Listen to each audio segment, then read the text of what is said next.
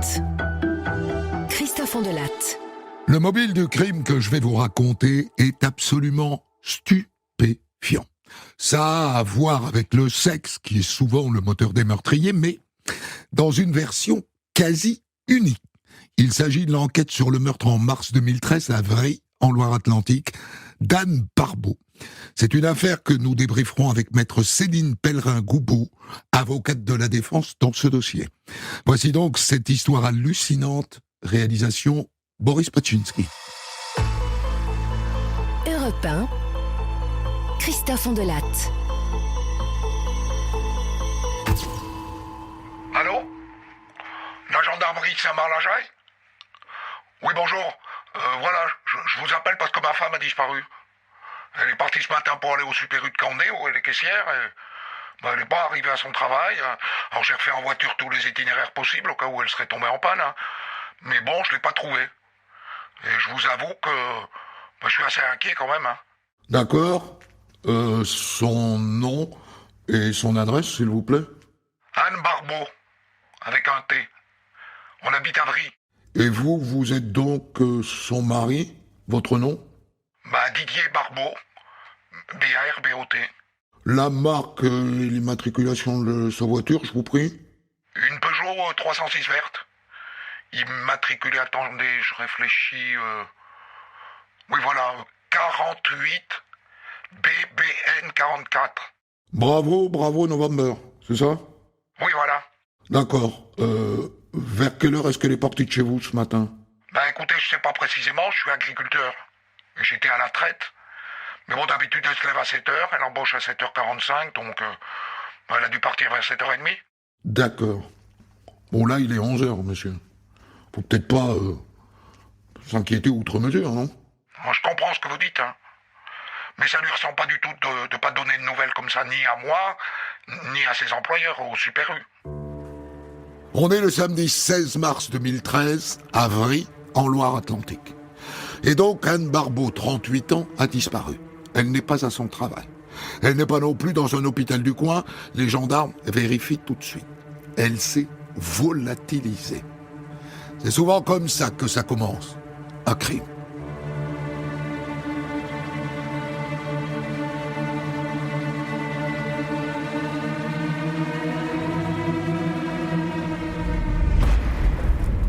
À 14h, le mari, qui est toujours sans nouvelles, débarque à la gendarmerie. Quand est-ce que vous l'avez vu pour la dernière fois? Quand je me suis levé pour la traite, à 6h. Elle était dans notre lit, quoi, puis elle dormait. Et donc, elle, selon ce que vous avez dit ce matin, elle est partie vers 7h30, c'est ça? Oui, voilà. Elle s'est couchée à quelle heure hier soir? Et vous d'ailleurs, à quelle heure est-ce que vous vous êtes couché? Moi, je me suis couché tôt, puisque je me lève tôt pour la traite. Vers 9h15, 9h30. Et elle a regardé la télé, mais quand elle s'est couchée, elle m'a réveillé. Quand elle est entrée dans le lit, elle avait les pieds tout froids. Je pense qu'il était 23h, quelque chose comme ça. Il a de la chance, Didier Barbeau. Le gendarme ne l'envoie pas bouler en lui disant « Elle n'a disparu que depuis ce matin, soyez patient, elle reviendra sans doute. » Non. Ils prennent cette disparition très au sérieux. Et les habitants du village de Vry aussi. C'est un tout petit village. Il n'y a que 750 habitants. Dès le lendemain, le dimanche, ils se lancent dans une grande battue et ils impriment des affichettes sur la photocopieuse de la mairie qu'ils vont coller partout. Et la nuit tombe. Et toujours pas de nouvelles d'Anne.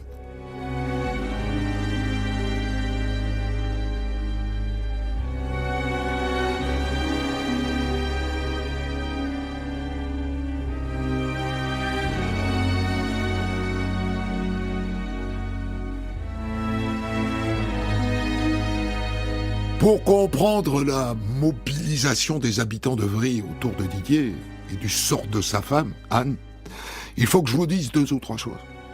D'abord, Didier est originaire du village et Anne du village d'à côté. Ensuite, Didier est agriculteur. Il a repris la ferme de son père, 80 hectares. Un paysan dans ce coin-là, c'est quelqu'un d'important. Et puis c'est un couple qui suscite la sympathie, à Vry. Parce que ça fait des années qu'ils essayent d'avoir un enfant et qu'ils n'y arrivent pas. Ils ont fait des filles, Anne est finalement tombée enceinte d'une petite fille, mais elle est mort-née. Alors ils étaient sur le point d'adopter un petit garçon, un petit Éthiopien. C'était, je dirais pas une question de jour, mais une question de mois. Bref, Anne et Didier sont des gens touchants. Et ça explique toute cette mobilisation autour d'eux.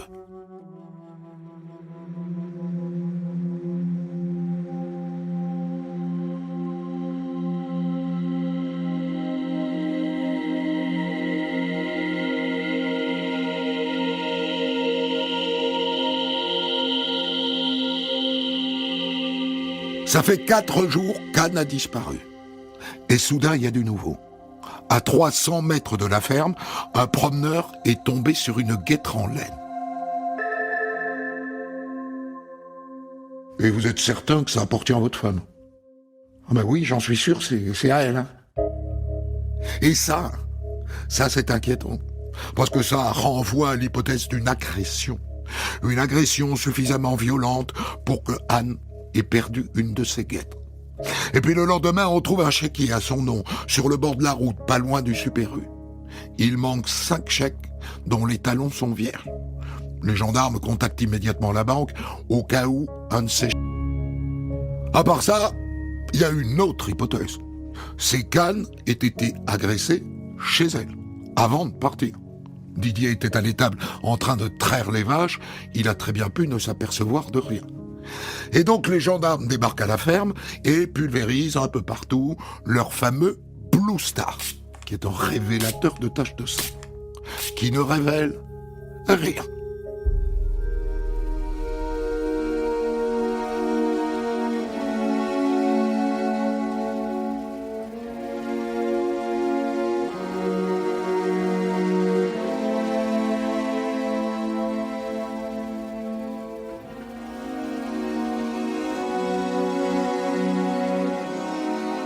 Ça fait maintenant 1 semaine qu'Anne a disparu. Et on en parle dans les journaux et à la télé. Et Didier se retrouve en première ligne, naturellement, à donner des interviews. Et l'inquiétude monte. Jusqu'à ce que dans une forêt pas loin, à 10 km, on retrouve la voiture d'Anne, carbonisée. Et dans le coffre, Anne, carbonisée, elle aussi.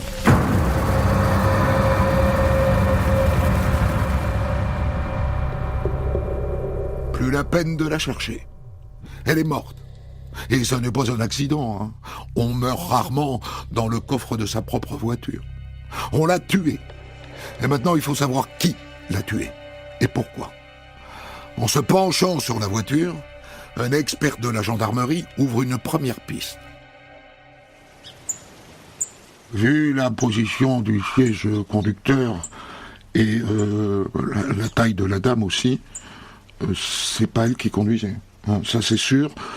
Je dirais qu'il faut mesurer au moins 1m75 pour conduire dans cette position.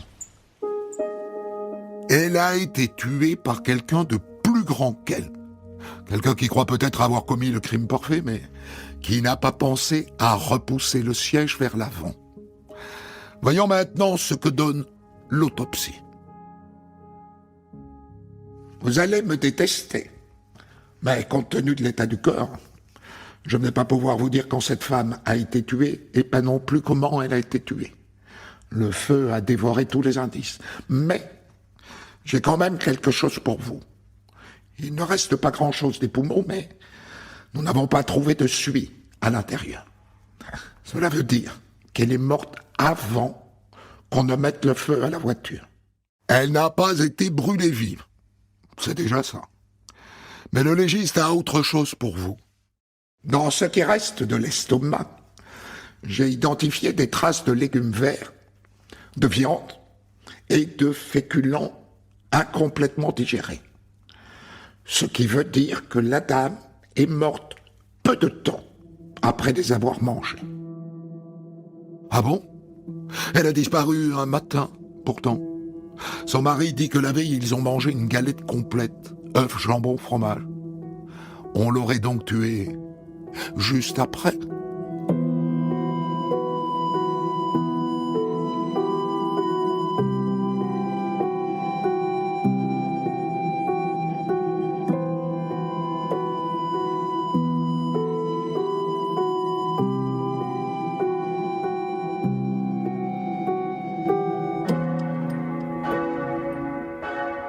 Le temps de retrouver le cadavre, le temps de l'autopsie et des analyses. Anne est enterrée 1 mois après son meurtre, à l'église de Candé.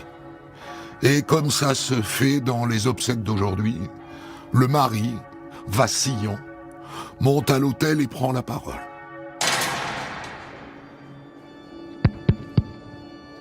Je voudrais remercier tous ceux qui, pendant de longues journées d'attente, étaient à côté de moi, à la chercher, avec l'espoir qu'elle était vivante. Couchée dans son cercueil, réduite à l'état de charbon, Anne porte sa robe de mariée.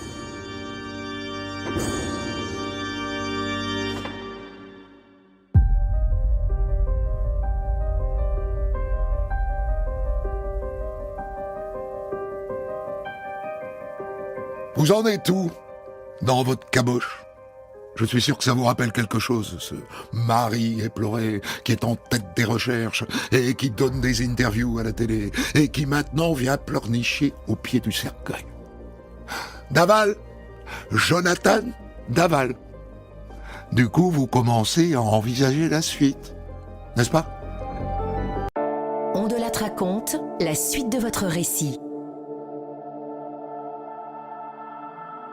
Un peu plus de 2 mois après le meurtre de sa femme, et alors que l'enquête patine sec, Didier Barbeau fait une tentative de suicide. Il appelle un copain. J'en peux plus. Je vais en finir. Et le copain le retrouve pile à l'endroit où on a retrouvé sa femme Anne carbonisée.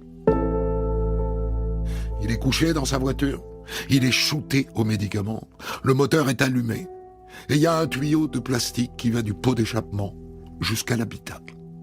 Il a voulu mourir, ça s'est joué à pas grand-chose. Mourir de chagrin ou mourir d'inquiétude.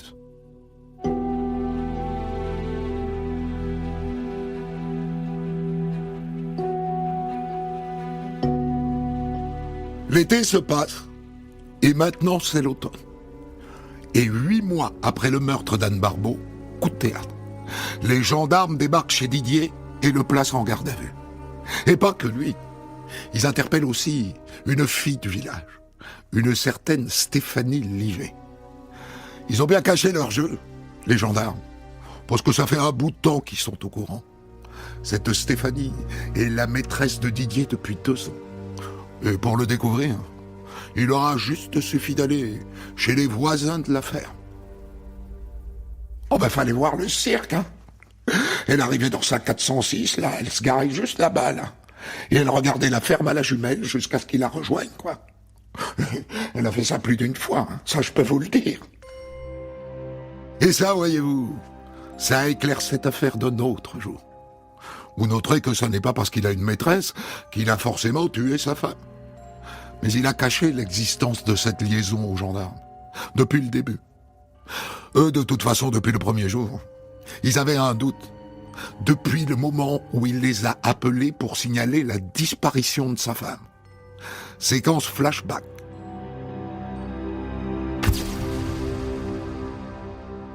Donc, vous dites que votre femme a disparu? Vous avez essayé de la joindre sur son portable? Non.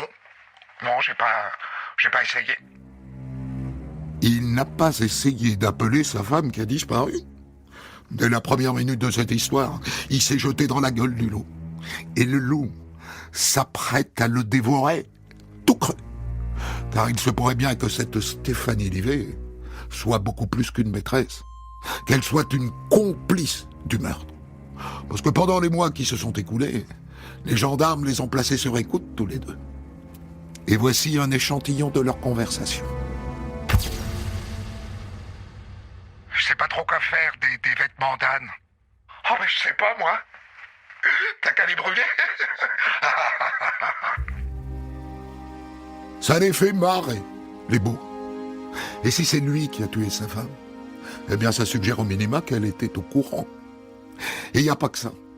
la veille de la disparition d'Anne, entre 20h et 22h, ils se sont contactés 50 fois par SMS.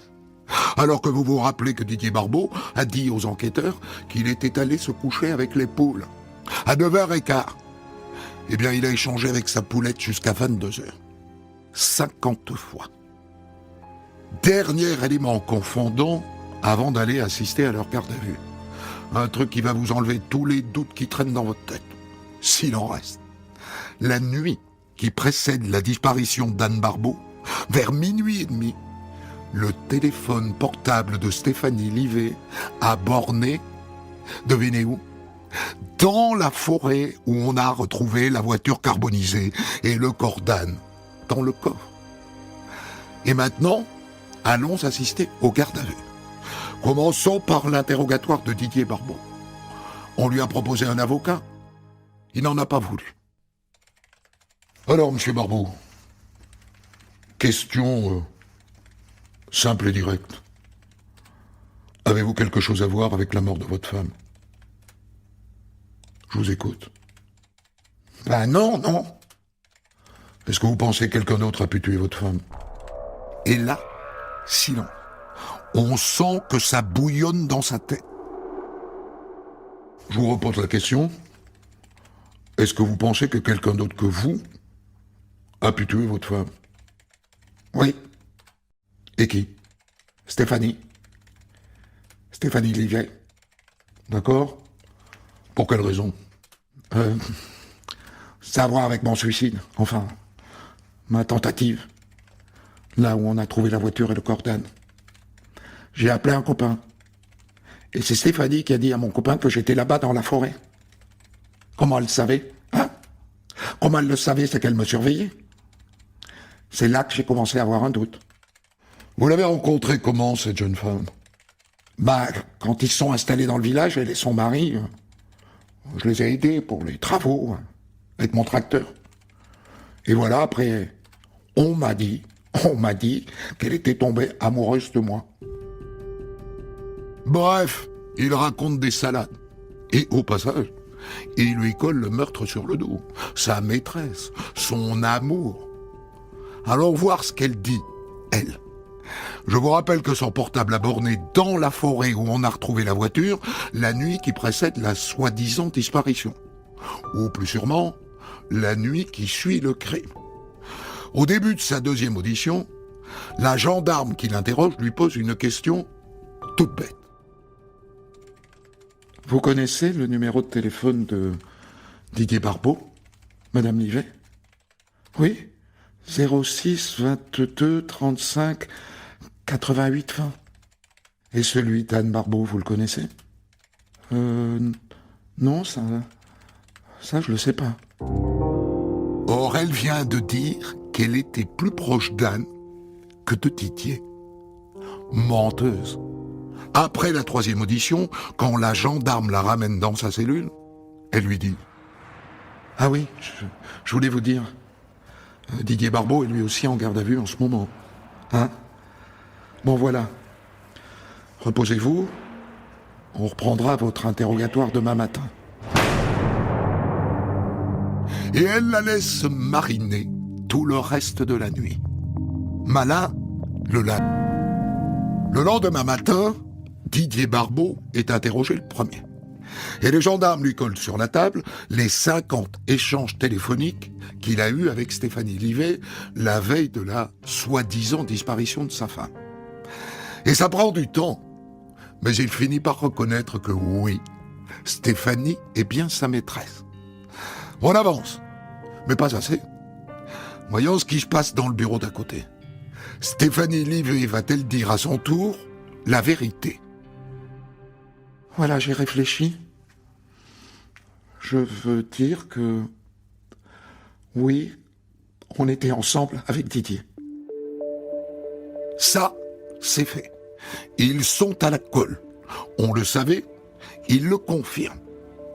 Retournons dans le bureau où se trouve Stéphanie Livet, pile au moment où la gendarme abat sa carte maîtresse. Votre portable, Madame Livet, vous situe dans la forêt où on a retrouvé le corps d'Anne Barbeau, en pleine nuit, précisément à 00h30. Qu'est-ce que vous faisiez là, Madame Livet? Elle est coincée. Elle est coincée et elle dit que c'est lui, Didier Barbeau, qui l'a appelé en pleine nuit pour venir le chercher dans la forêt. Et que quand elle est arrivée, elle a vu une voiture qui brûlait au loin. Et lui, il m'a dit, ça y est, c'est fait. Elle aurait donc servi de taxi, mais pas plus. Pourquoi pas? Dans le bureau d'à côté, ça fait 24 heures que Didier Barbeau est sur le grill. Le fruit est mûr. Il va tomber. Et pas comme on s'y attendait. Car figurez-vous que depuis qu'elle est sa maîtresse, Stéphanie Livet a eu un petit garçon. D'après lui, la paternité de ce gamin est le sujet de toute l'affaire. Allons bon, écoutons-le. Je ne sais pas si c'était mon fils, vraiment. Mais Stéphanie voulait absolument que je le dise à Anne. Et elle me disait, si tu le fais pas toi, je le ferai moi-même. Mais moi, je voulais pas. Pour moi, c'était la honte. Divorcer, lui dire alors qu'on peut pas avoir d'enfant. Moi, je viens d'en avoir un avec Stéphanie. D'accord. Et après? Après, c'était le 15 mars. Stéphanie m'a envoyé un message pour me dire, je suis en bas. Elle est rentrée dans le garage. Elle a coupé le compteur. À ce moment-là, Anne est descendue à la cave pour remettre l'électricité. Et je l'ai entendu crier « Didier, Didier, il y a quelqu'un !» Et elles ont commencé à se battre. Et là, il raconte qu'il descend à son tour dans la cave, qu'il attrape une bûche et que, bam, il frappe sa femme à la tête. Mais elle n'est pas morte. Et là, Stéphanie a pris une cordelette et elle l'a étranglée. Et après, elle m'a dit, c'est bon, elle est morte. Dans sa version à lui, c'est lui qui frappe sa femme d'un coup de bûche, mais c'est elle, Stéphanie, qui la tue en l'étranglant. Dans le bureau d'à côté où elle est interrogée, l'enquêtrice de la gendarmerie pose les aveux de Didier Barbeau sur la table. Est-ce qu'elle confirme que ça s'est passé comme ça? Oui, j'ai coupé l'électricité. Et oui, Anne est descendue à la cave. Et Didier est arrivé, il a frappé Anne à la tête avec une bûche. Et après, elle n'était pas morte. Alors moi, je l'ai étranglée. Pour pas qu'elle souffre. Stéphanie Livet décrit le même scénario que Didier. Reste une dernière question. Est-ce que c'était prévu, tout ça? Il voulait pas divorcer. Alors il m'a dit ce que je devais faire. Couper l'électricité, tout ça. Pour qu'elle descende à la cave. C'était donc prémédité. C'était un guet-apens. C'est un assassinat. Et Didier Barbeau finit par le reconnaître à son tour, même si 2 mois plus tard, il fera marche arrière et collera tout sur le dos de sa maîtresse.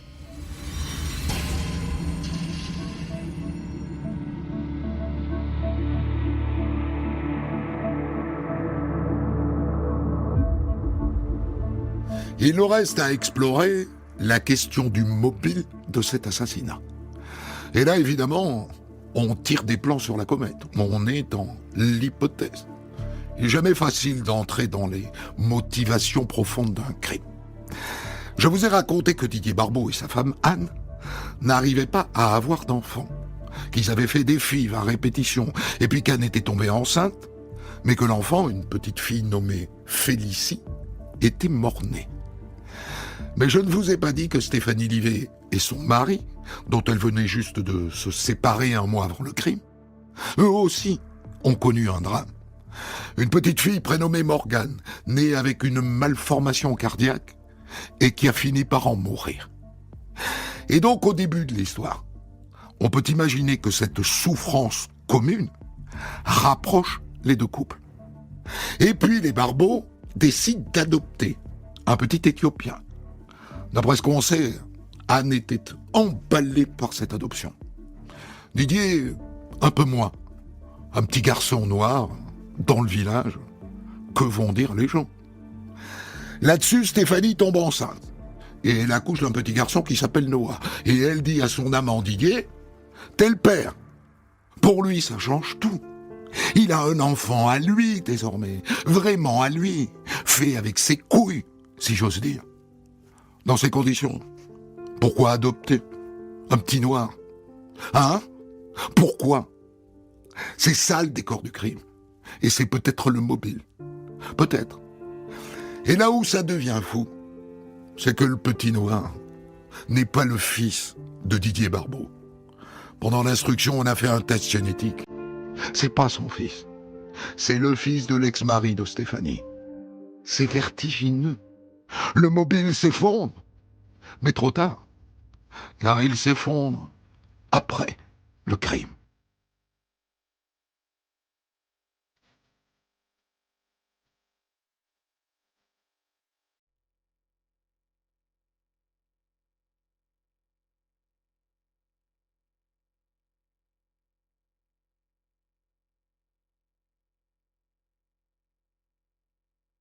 Le procès des amants diaboliques a lieu à Nantes en janvier 2016.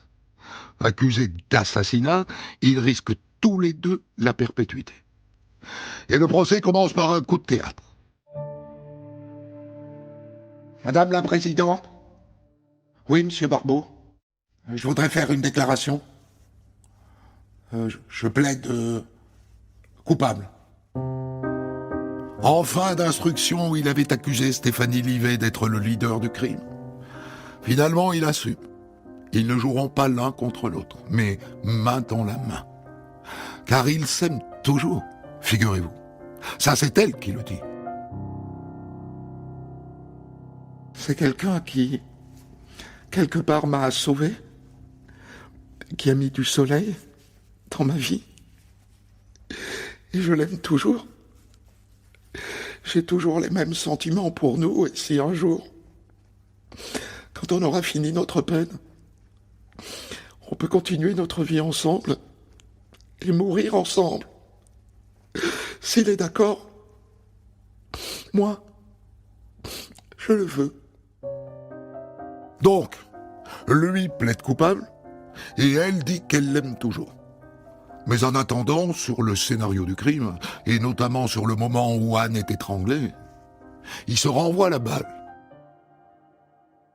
Ah mais c'est elle qui a attrapé la corde et qui l'a étranglée. Moi je voulais pas voir ça. Je suis allé dans le salon.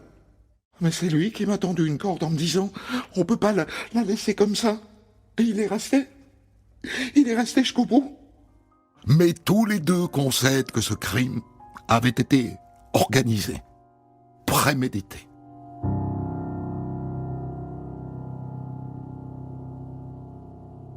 Allons directement au réquisitoire de l'avocat général.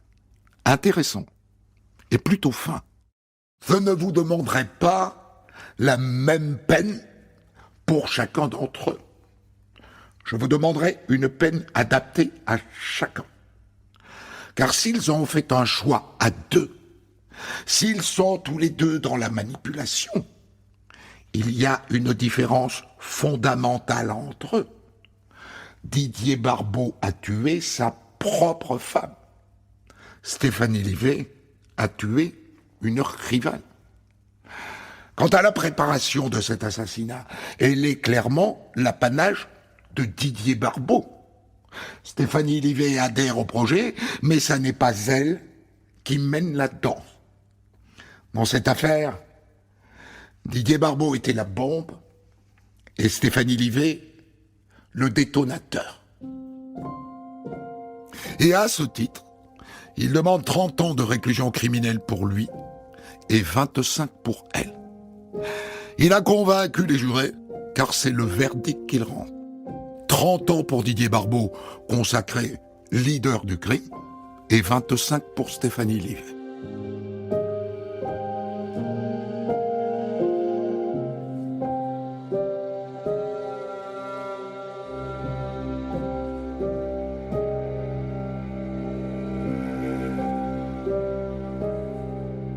Elle avait dit qu'elle l'aimait encore et qu'elle ne savait pas si lui l'aimait toujours au-delà de cet assassinat. Eh bien, on a la réponse. Elle est dérangeante. Elle va peut-être vous paraître insupportable. Mais sachez qu'ils se sont mariés depuis, en prison. Ils ont commencé par demander un rapprochement dans le même établissement pénitentiaire de Bapaume, près de Lille. Ils se sont vus plusieurs fois au parloir et ils se sont mariés. Pour le meilleur et pour le pire, comme on dit.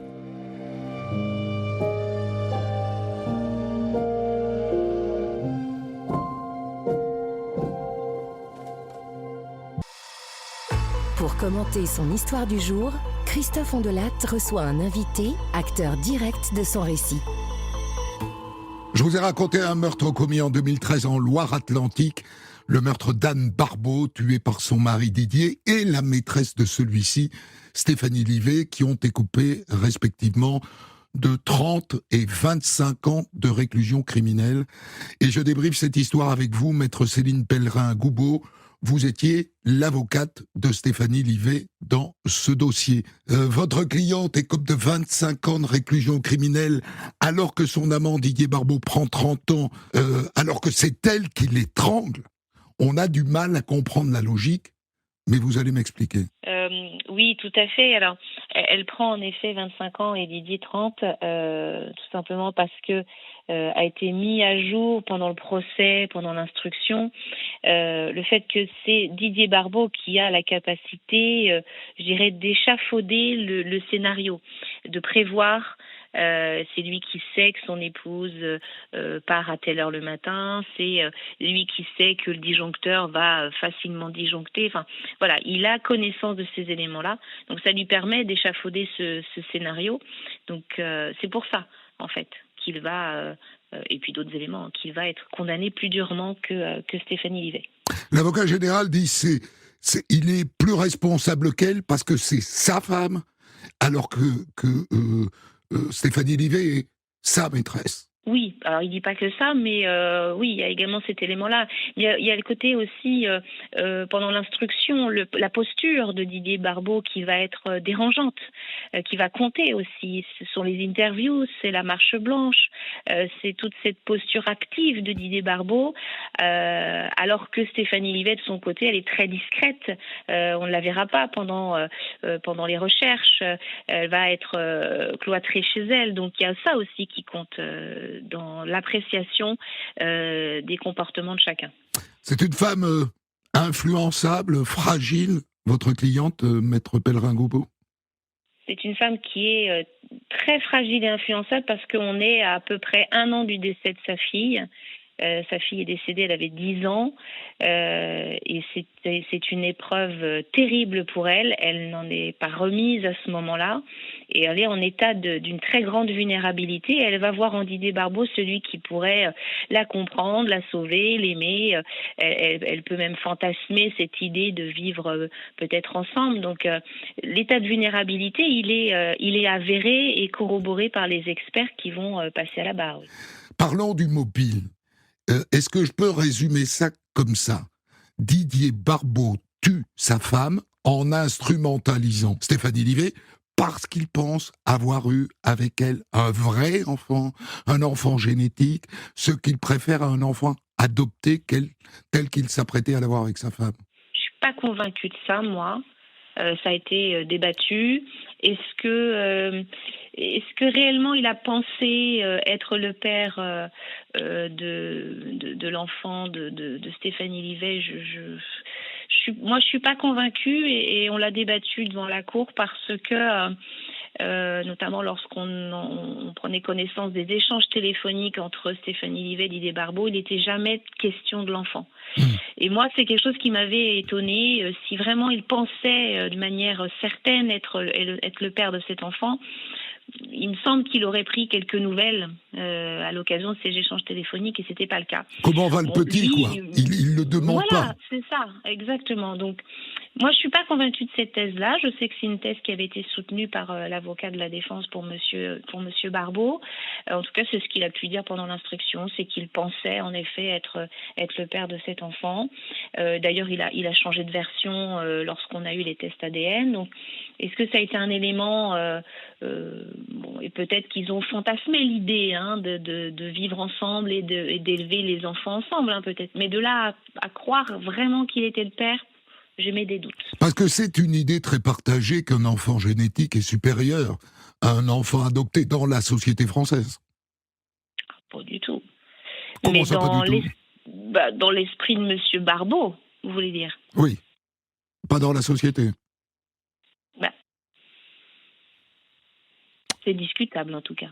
Il est raciste, Didier Barbeau, puisqu'il s'apprêtait à adopter un enfant noir et qu'évidemment, la mort de sa femme Anne interrompt le processus d'adoption de cet enfant noir. On s'est posé la question par rapport à son comportement. Je ne pense pas que ce soit une question de racisme ou pas. Je pense que c'est une conception peut-être un peu arriérée, j'ai envie de dire, de sa propre filiation. Qui peut choquer, en tout cas. Mais oui, non, je suis mal placée pour pouvoir vous répondre sur sa conception de la filiation. En tout cas, s'il était raciste ou pas, je ne peux pas vous dire. Mais on avait en effet l'idée que ça pouvait le déranger, c'est sûr.